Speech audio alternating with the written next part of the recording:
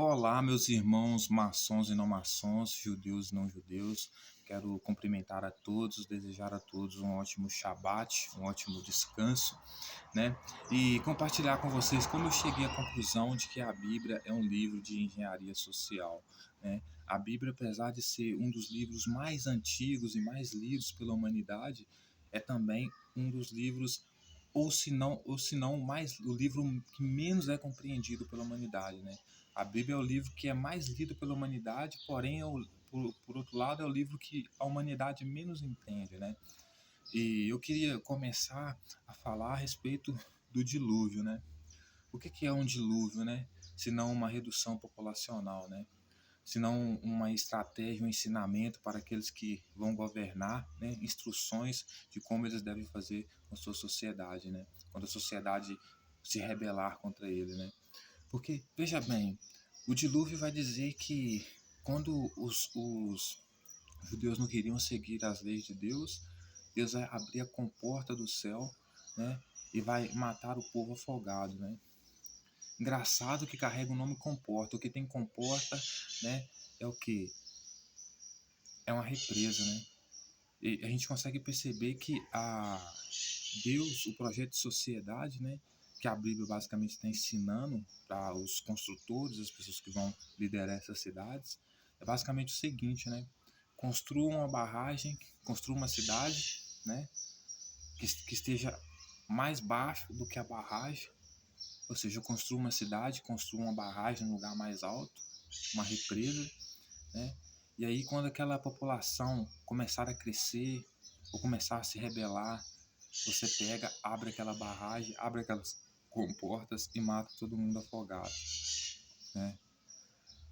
A represa de Mariana, por exemplo, né? A segunda parte, senhoras e senhores, é a divisão para controlar, né? Quando Jesus dizia que eu vim para dividir, para colocar pai contra pai, irmão contra irmão, filho contra filho, quando ele dizia que vinha trazer o reino dos céus, né? É uma estratégia também de domínio, né? De engenharia social, de domínio, de controle, né? Porque você coloca um contra o outro, você não consegue fazer com que a sociedade se una em prol de um objetivo comum, né? Então, você veja nos textos, né, na narrativa da Torre de Babel, né? Deus, quando ele percebe que a população está se unindo, né, para tomar o poder, então por isso a população quer ser como ele, né? Então por isso quer se tornar como Deus, porque quer tomar o poder, ter autonomia sobre a sua própria vida, né? Sobre suas decisões, etc e tal. O que Deus faz? Deus pega, né, e divide o povo, né?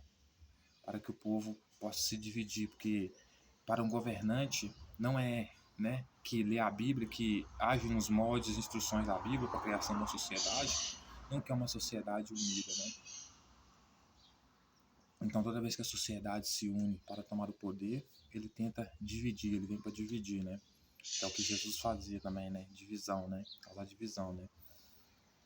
E a outra coisa, senhoras e senhores, né, da qual eu refleti muito também, é a questão do dinheiro, né? Quando é perguntado para Jesus, né, o que devemos fazer, né, quando Roma dominava aqueles locais, né, as tribos de Israel ali, né, principalmente Jerusalém, pergunta para Jesus o que se deve fazer a respeito do tributo, se deve pagar tributo ou não a César. Jesus olha para as pessoas ali e fala para elas assim, olha qual que é a esfinge aí, né, olha qual que é o símbolo que está na moeda. E o pessoal responde para ele, o símbolo que está na moeda é o símbolo de César, né? Jesus pega e fala, então dê a César o que é de César e a Deus o que é de Deus, né? Então, seja, o culto, o sacrifício, a obediência à lei é de Deus, então isso vocês dão a Deus, né? Mas o imposto, a riqueza e tudo que o dinheiro pode comprar, vocês dão o quê? A César, né? Por quê? Porque no final das contas, a elite, né, que controla, que fabrica o dinheiro, ela não usa o dinheiro, né? Ela usa o dinheiro, né, como uma forma para te roubar, mas ela mesma não usa dinheiro para comprar as coisas, né? Porque como Jesus mesmo disse, dá a César o que é de César e a Deus o que é de Deus, e na moeda tinha um símbolo de César, a melhor resposta que nós podemos ter é de que o dinheiro tem dono, né? Então, quando você aceita o dinheiro, né, como uma moeda de troca, uma moeda de valor, né, você nada mais está fazendo do que dar toda a sua riqueza, todos os recursos que a própria natureza te deu, porque todos que nasceram, que estão vivos, têm direito à distribuição de renda igualitária, porque todos são herdeiros do planeta e das riquezas que o planeta, que o planeta produz do mesmo jeito. Mas quando você tem o dinheiro, né, você transfere essa riqueza toda para quem é dono do dinheiro, né? Então, quem é dono do dinheiro se torna dono do planeta, se torna dono das terras, se torna dono das riquezas naturais, né? Então, quando você aceita o dinheiro, né, você está aceitando, né, ser roubado, né? Porque é isso que o dinheiro representa, né? Porque o dinheiro ele já tem dono, né? Então você está trocando toda a sua herança, né, que você tem, né, que é o direito às riquezas naturais, ao próprio planeta, porque ninguém é pobre, porque todo ser humano é rico, é dono do planeta, né? Mas quando você aceita o dinheiro, você está trocando a sua parte de herança do planeta em troca de uma moeda que valor nenhum tem, que é só um papel, porque o dinheiro já tem dono, ele já pertence a alguém, né? Então, quando você aceita o dinheiro, senhoras e senhores, você está vendendo as suas riquezas, né? Você está vendendo a sua herança, né? Porque o dinheiro ele já tem dono, ele sempre vai ter na moeda, né, o rosto de alguém imprimido, porque essa moeda pertence a alguém. O dinheiro sempre vai pertencer a alguém, ele sempre vai ser de alguém. E esse dinheiro, né, ele compra tudo, né? Porque as pessoas que usam o dinheiro para controlar a sociedade, o qual tem o seu símbolo, a sua esfinge, a sua imagem na moeda, essas pessoas mesmo não usam a moeda para comprar nada, porque eles sabem que a moeda não tem valor nenhum, né? A moeda é só para te controlar, né? Só para fazer você entregar de mão beijada o seu tempo, o seu valor, né? As suas heranças, né, na mão daquele que tem a moeda, que supostamente está comprando, né? Mas em nada tem a ver, né? Porque a moeda, ela é isso, né? A moeda, ela te aprisiona, ela te torna um escravo, né? Ela não liberta, né? Tanto que se ela fosse símbolo de liberdade, a moeda era distribuída, né? E a moeda não é distribuída, né, de forma equitativa. Era para ser uma vergonha toda e qualquer sociedade, o cidadão, sendo produtivo ou não, andar sem dinheiro no bolso. Era para ser inaceitável, né? Porque as pessoas que são donos do dinheiro, as que têm a sua imagem imprimida no dinheiro, que compra tudo, elas não usam o dinheiro para comprar nada. Elas veem um monte de cavalos em algum lugar, um monte de riqueza em algum lugar, elas simplesmente vão lá e tomam, roubam aquela riqueza. E vendem parte daquela riqueza da qual você é herdeiro, porque você também nasceu no planeta Terra, vendem elas para vocês, né? Porque trocam elas, vendem elas para vocês, você vende o que é seu para você, em troca de um dinheiro que aquela mesma pessoa criou, que pertence a ela. Ou seja, nem as riquezas naturais é sua e nem o próprio dinheiro também é seu, né? Então, você vê três pilares que estão na Bíblia, né, de engenharia social de controle, né?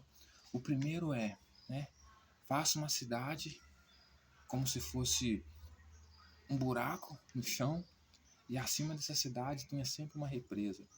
Porque quando a população se rebelar, quando a população crescer demais, porque também reduz a população quando ela cresce demais, aí você simplesmente abre a barragem, abre num dia de chuva aí, para dizer que foi culpa da chuva, e essa barragem vai engolir todo mundo, né? Daí a noção do dilúvio, né? Quando a população se unir para lutar por um objetivo em comum que diz respeito ali o bem-estar daquela população, né? Você pega e confunde a língua do povo, faz cada um lutar por objetivos individuais, não coletivos.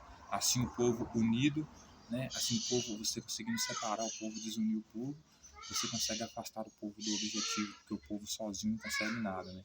Você consegue alguma coisa se lutar por um objetivo em comum, coletivo, né? E a terceira parte, né, é que tenha sempre uma moeda, né? Porque você tendo uma moeda vai fazer com que você consiga roubar de forma sutil e discreta todas as riquezas que esse povo herdou, né? só por já ter nascido, porque só de você existir, você já herdou o planeta Terra e todas as riquezas que tem no planeta Terra. Você já pensou quanto você é rico, né? Mas então precisa fazer o dinheiro, por quê? Porque o dinheiro vai te manter na escassez, porque o dinheiro ele já é de outra pessoa, e essa outra pessoa que é dona do dinheiro vai decidir através do dinheiro que ela vai distribuir para você, o quanto de riqueza você vai ter, né? Se você vai ser mais rico, se você vai ser mais pobre, se você vai ser mais dependente, se você vai ser mais independente. Então, assim, a Bíblia é um livro de engenharia social, né? Então, se algum dia você quiser se libertar realmente da escravidão, né? Das correntes, né? O primeiro passo que você precisa fazer é se libertar do dinheiro. Mas a sociedade consegue ter essa consciência de trabalhar em prol um do outro, né? Não pelo prazer de receber mais do que alguém, mas fazer por ajudar a humanidade. Será que alguém topa fazer isso? Trabalhar, entregar o seu tempo para produzir para a humanidade, sabendo que a humanidade também vai entregar o seu tempo para produzir para o bem-estar daquela pessoa, sem precisar receber pagamento no sentido de dinheiro. Será que a humanidade estaria pronta para viver essa etapa? Né? Acho que não, né? Porque as pessoas, inclusive, acreditam que elas acreditam que elas não vivem sem dinheiro, né? Então, ou seja, a escravidão nunca acabou, né? Você não usa corrente mais no pescoço, mas usa a imagem da besta, né? Que é a que você tem que adorar, que se você não adorar, você não compra e nem vende, né? Que é o quê? Que é o dinheiro, né? Então, a gente poderia viver sem dinheiro porque nós temos tudo que nós precisamos. Nós temos insumo, ou seja, riquezas naturais, nós temos mão de obra, né? E nós temos riquezas naturais, mão de obra e ciência, conhecimento. Temos tudo o que precisamos. Mas será que nós queremos mudar? Será que nós queremos nos libertar da escravidão? Às vezes sim, às vezes não. Mas enquanto estiver preso no dinheiro, precisar do dinheiro, ainda seremos escravos. O dinheiro será a nossa corrente, porque ele vai nos permitir com que nós continuamos na pobreza.